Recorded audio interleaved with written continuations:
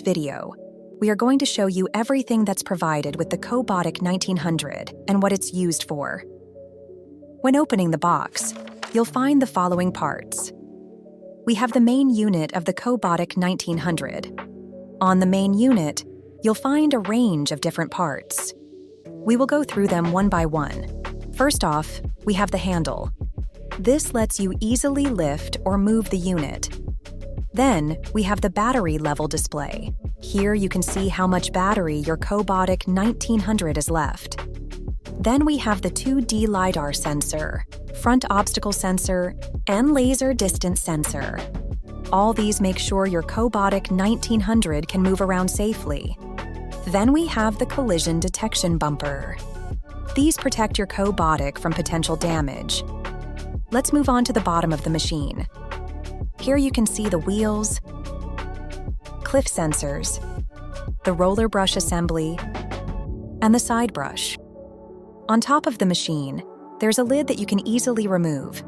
This reveals the place for the batteries, an aroma box for the eye scent, and the dustbin release button. On top of the dustbin, you'll also find the brush tool. You can use this tool to clean multiple parts of the machine. We will show you how to do this in a later video.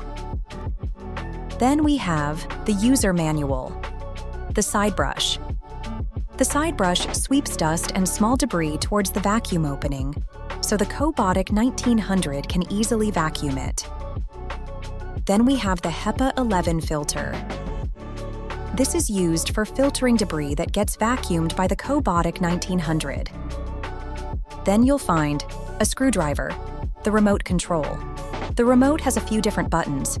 We will go through them one by one. First, you have the start-stop button, the direction button, the suction power switch button, the spot cleaning button, the recall button, the edge cleaning button, and finally, the display screen. Now, you've successfully unboxed the Cobotic 1900.